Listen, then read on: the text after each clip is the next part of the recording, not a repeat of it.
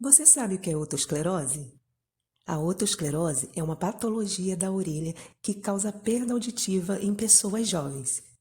Eu estou aqui representando os alunos da fonoaudiologia da Universidade Veiga de Almeida.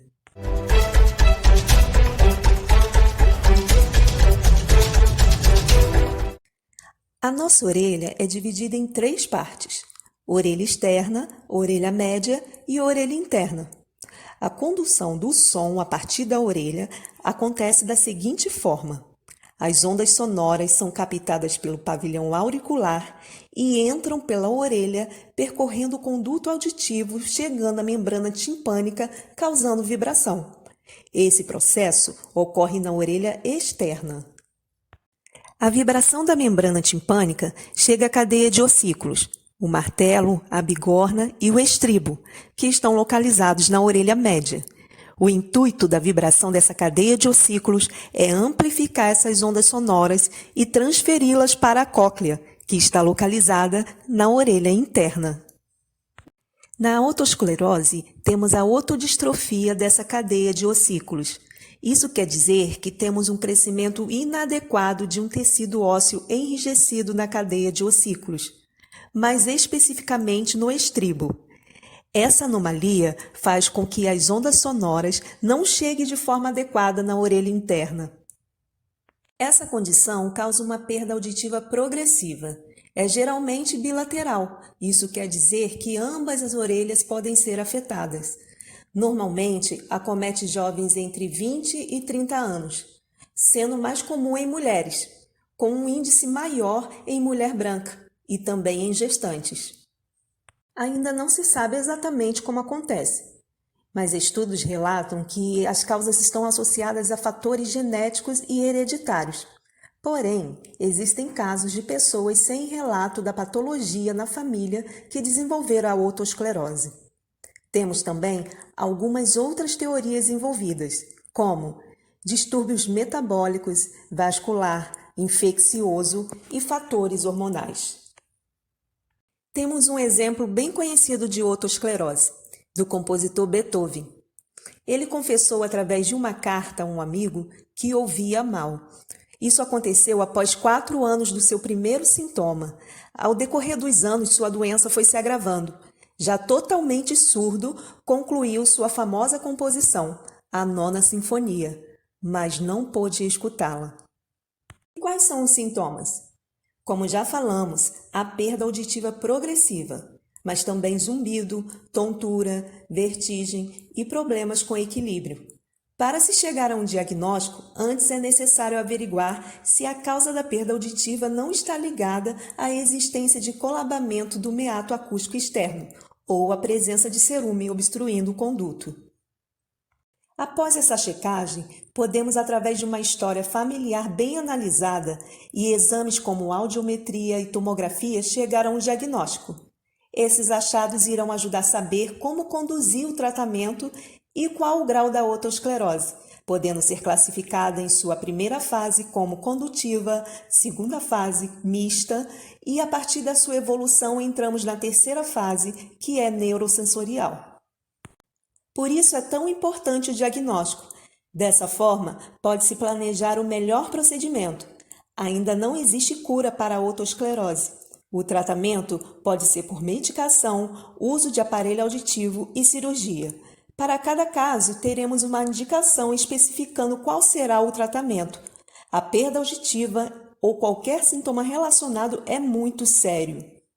A perda auditiva não é doença de velho. Não deixe de procurar um otorrinolaringologista e um fonoaudiólogo para uma avaliação do que está acontecendo com sua audição. O quanto antes obter um diagnóstico, mais fácil será conseguir um tratamento.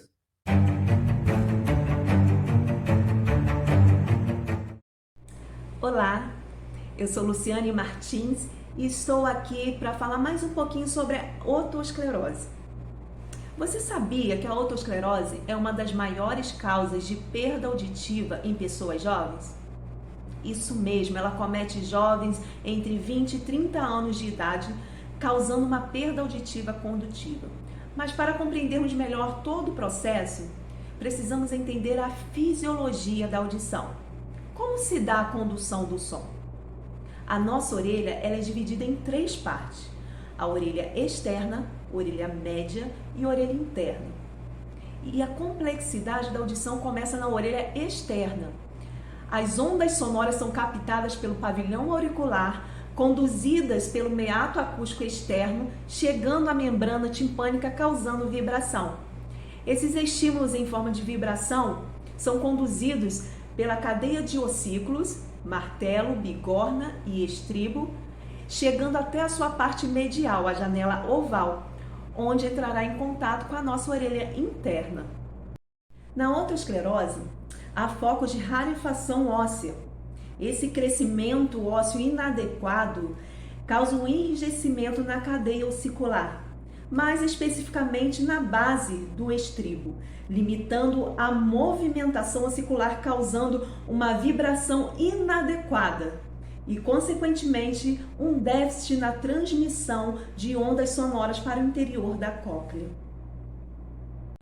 Olá pessoal, me chamo Alisson Diniz, aluno de terceiro período de fonoaudiologia. Hoje eu vim falar para vocês do grupo de risco e os sintomas da otosclerose. Muitas vezes de forma precoce, por volta dos 20 e 30 anos de idade, podendo ter antecedentes devido ao histórico familiar, a otosclerose afeta mais as mulheres do que os homens. Aumenta-se ainda mais esse risco nas mulheres durante a gravidez. É importante ressaltar que, devido a estudos, a otosclerose tem como alvo, em sua maioria dos casos, as pessoas de raça branca e, em sua minoria, as pessoas de raça negra. Calcula-se, em média, que a otosclerose atinge 5 em cada 1.000 cidadãos brancos. E os sintomas? Os sintomas ou sinais da otosclerose podem ser membrana timpânica íntegra, zumbido persistente, dificuldades de equilíbrio, porém, destaca-se como principal sinal a perda auditiva progressiva, podendo ser uni- ou bilateral. Oi gente, boa noite. Eu me chamo Ramon Areias e hoje eu vim falar aqui um pouco mais sobre a etiopatologia, ou seja, o mecanismo de ação do agente patogênico da otosclerose. Você sabia que a otosclerose ainda não tem uma causa definida? Vários estudos cogitam diferentes hipóteses dessa causa, que podem ser por infecção persistente do vírus do sarampo, fatores autoimunes, genética, mecanismos inflamatórios, falta de inibição de citoquinas, remodelação óssea, distúrbios do tecido conjuntivo, expressão anormal e mutações do gene de colágeno, presença de receptores virais na cápsula óptica resultando em infecções virais. Pode ser causada também por fatores hormonais, endócrinos e imunitários, e assim ocasiona a alteração do metabolismo ósseo nos indivíduos portadores dessa patologia. Olá pessoal, tudo bem? Meu nome é Atanael, sou aluno de fonoaudiologia terceiro período. Meu grupo veio aqui falar sobre otosclerose, seus sintomas, seus tratamentos, o grupo de risco e sobre todo o processo, toda a degeneração que essa doença causa no paciente. Neste momento, irei falar sobre seu tratamento. A otosclerose é uma doença que ela é degenerativa, então ela tem 3 tipos de tratamento. 2 deles são tratamentos paliativos, que visam dar a melhor qualidade do paciente enquanto a perda acontece e ele não ter essa sensibilidade da perda, ter um prolongamento da saúde auditiva. O primeiro tratamento, geralmente os médicos adotam junto aos seus pacientes, são medicações e elas são à base de 2 substâncias principais, que são os bifosfatos e os fluoretos. São medicações que visam o retardo da degeneração da doença. Ela dá a melhor qualidade de audição ao paciente, visando retardar a degeneração e reabsorção do cálcio dentro do estribo. Tá? Nós temos um outro tratamento que não é indicado em pacientes que já estão com uma degeneração avançada, que está com uma perda muito grande, por causa do seu alto custo que no caso seria sobre os aparelhos auditivos, como eles têm um alto custo, se tiver com uma perda muito grande, eles não vão ser tão eficazes e a perda deles junto ao paciente será num prazo muito curto, não sendo muito viável. Mas, em alguns casos, no seu início, pode ser viável para dar uma maior qualidade de vida ao paciente. A terceira tratamento indicado seria o tratamento cirúrgico.